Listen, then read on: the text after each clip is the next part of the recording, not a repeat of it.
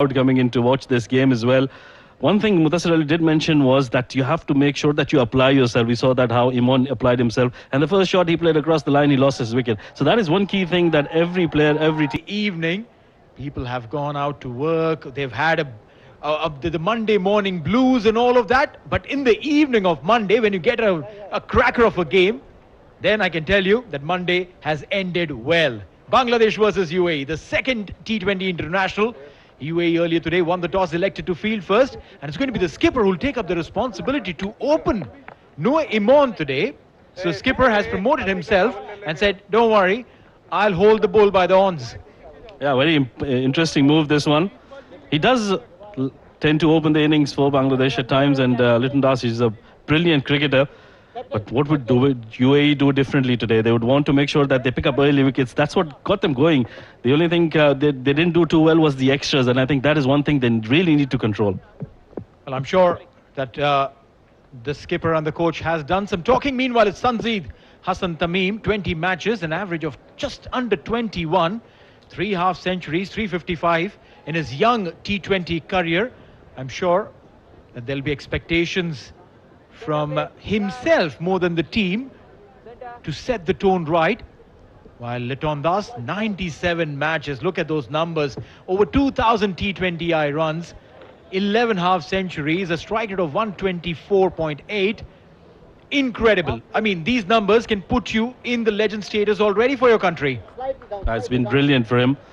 Meanwhile, with the ball for UAE, it's going to be Matiullah Khan. His second game, he picked up 1 wicket. Economy on the higher side, but I'm sure that he'll come back stronger. He had a horrid day with the ball in hand, although he picked up a couple of wickets, but both of them were of no ball, so Matiullah Khan. Well, indeed, pace attack, and the umpire says, let's play. It's going to be ball number 1 with a loud cheer for Bangladesh. Matiullah Khan with the new ball.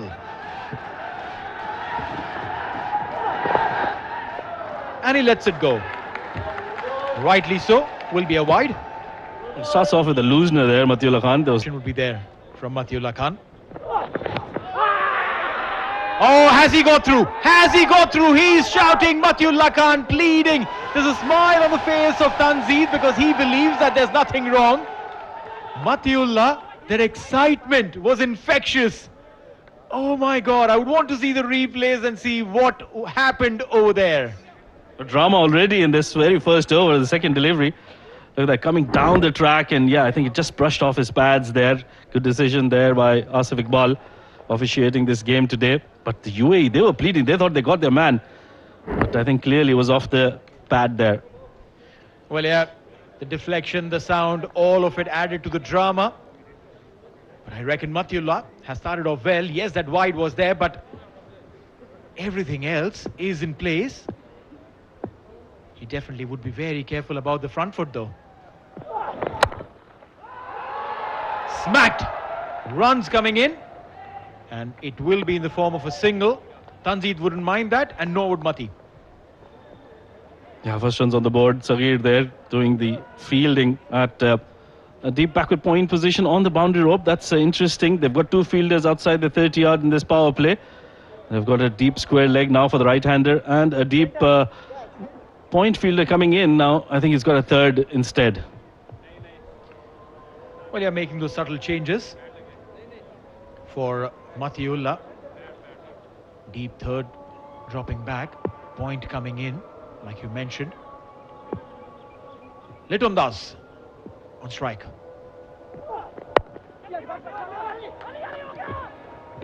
Now this is the beauty of Litton Das. Played with soft hands, knew that there was a single on taking. The fielder is inside the 30-yard circle. You're challenging the fielder, but at the same time, you're confident about your own skills that I've played with soft hands, and there is enough time for me to reach at the danger end. Yeah, very good communication between the two as well. There was no hesitation whatsoever. As soon as he touched that ball, they just had that glance, and they were off for that quick single. Nicely done at the end. I think this is very interesting. Look at that. Just played with soft hands, as you mentioned, and they were off for that quick single. Good attempt by Alishan Sharfu, throwing that behind him, but nicely done. And now big runs coming, and that's what the crowd is here for. First maximum of the evening. That's a tremendous shot. That was very surprising, the way he quickly got out to the back foot and then made sure that he played it through the line as well. Nicely done. With the kind of pace Mathiullah is bowling with, I think he did really well to get behind that and got it into the mid-wicket boundary. For the first maximum of this game, runs already for Bangladesh.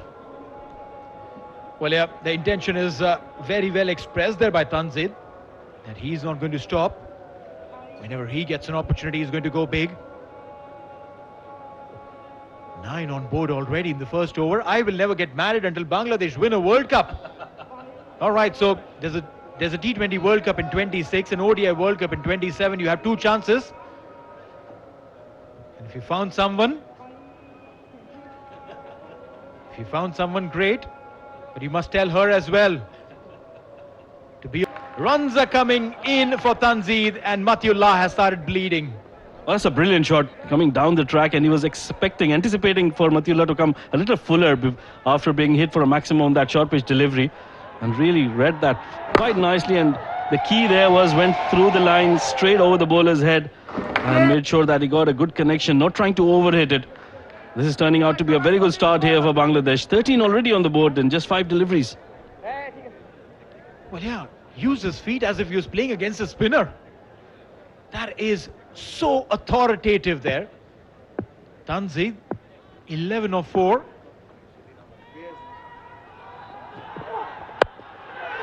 And again, we'll finish this over with a boundary. What a flurry of runs there from the willow of Tanzid. 17 for none after 1.